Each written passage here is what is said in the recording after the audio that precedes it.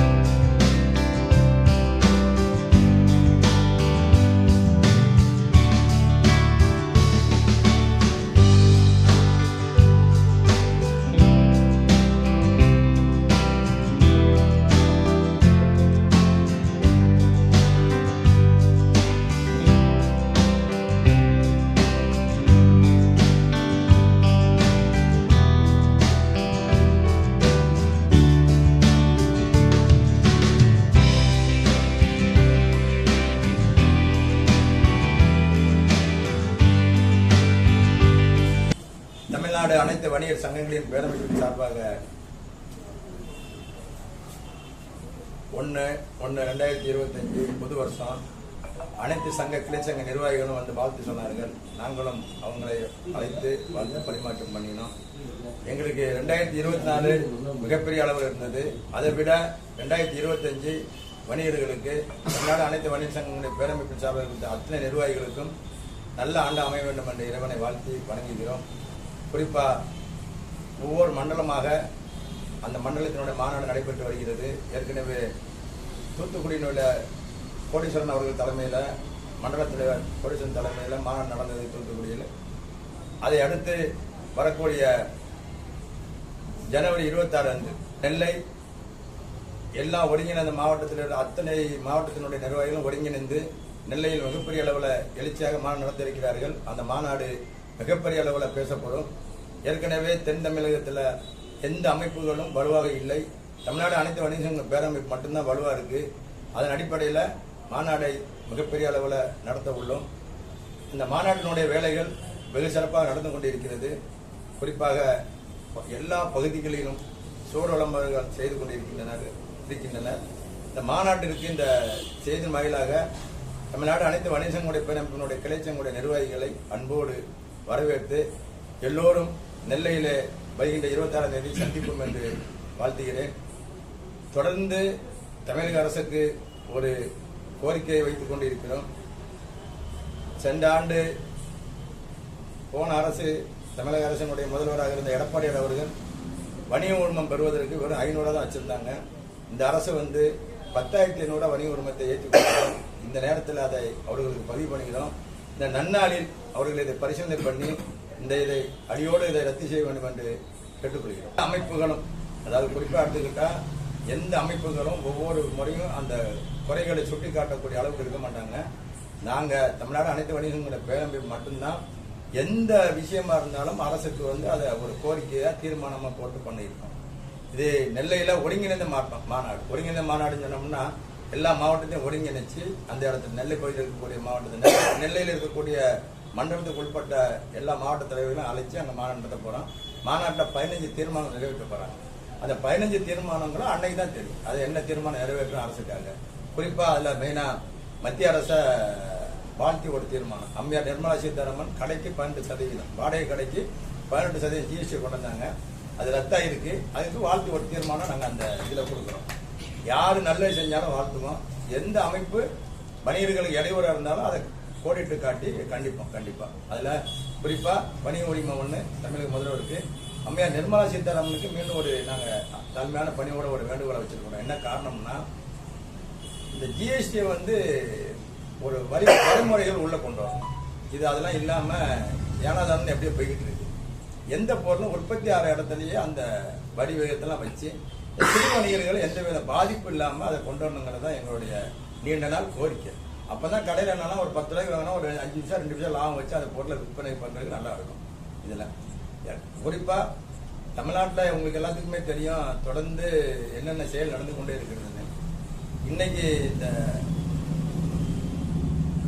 மாநகரத்தினுடைய அதிகாரிகள் அத்துமீறல் நிறைய கடைகளில் போய் ஏதாவது அதை ஆய்வு பண்றங்கிற அடிப்படையில் உட்காந்து போய் பார்த்தாங்கன்னா ஏதாவது இருக்குதா, போதைப் பொருள் இருக்குதா இல்லையா அப்படிங்கறத ஆய்வு பண்றாங்க.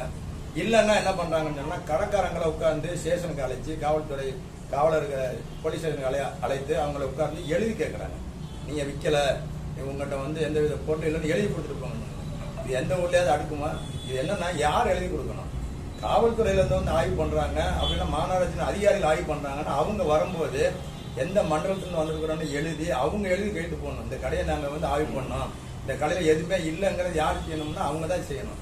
அதனால இத அந்த மண்டலத்தினுடைய ஆய்வாளர்களுக்கெல்லாம் நாங்க இதை தெரியப்படுத்துறோம். அப்படி இல்லைன்னு சொன்னோம்னா இது மாதிரி தொடர்ந்து நீங்க ஏதாவது மாநகராட்சியினுடைய அத்துமீறல் நடந்ததுன்னா ஒவ்வொரு மண்டல வாரியாக வரக்கூடிய மாசத்துல நாங்க ஆர்ப்பாட்டம் பண்ணுறதை தெரிவித்துக் கொள்கிறோம். போன முறை ஆட்சியிலாம் இல்லை, இந்த முறை ஆட்சியில தான் பிரியாணி கடையில சண்டை, வட சென்னையில் இருக்கக்கூடிய ஒரு கடையில கத்தி குத்து. சமீபத்துல உங்களுக்கு எல்லாத்துக்குமே தெரியும் எந்த அரசையும் நம்ம குறை சொல்றதே கிடையாதுங்க. தப்பு செஞ்சா தப்பு தான். இந்த முறை சென்ற ஆண்டோட இந்த ஆண்டு வணிகர்களுக்கு எல்லாம் மிகப்பெரிய அளவுல இடைஞ்சல் தான் சென்ற அரசோட இந்த அரசு. காரணம் ஒண்ணு வணிக உரிமம். ஒரு சாதாரணமா படிச்ச பையங்க ஒரு வேலைக்கு எல்லாம் போக முடியாத நிலைமை தொழில் பண்ண வராங்கன்னு சொன்னோம்னா அது வணிகத்துல உரிமம் பெறதுக்கு பல மடங்கு உயர்வு. அது மட்டும் இல்லாம பாதுகாப்பு நிலை கம்மி. எந்த இடத்துல போனாலும் மிகப்பெரிய அளவுல வேகம்லாம் கிடையாது. வணிகர்களுக்கு நாங்க கோரிக்கை வச்சுக்கிட்டே தான் இருக்கோம். ஐயா கலைஞர் அவர்கள் சொன்ன வணிக நல வாரியத்தை ஈஸியா பண்ணுங்க, எளிமைப்படுத்துங்க. காரணம் எளிமைப்படுத்தக்கூடிய அளவிற்கு பாரத பிரதமர் பொறுப்பேற்று அவர்கள் ஏற்கனவே பாரத பிரதமருடைய திட்டம், அதுல வங்கி கணக்குல பணம், இப்படி ஒவ்வொரு திட்டங்களா கொண்டு வந்து இருக்காங்க.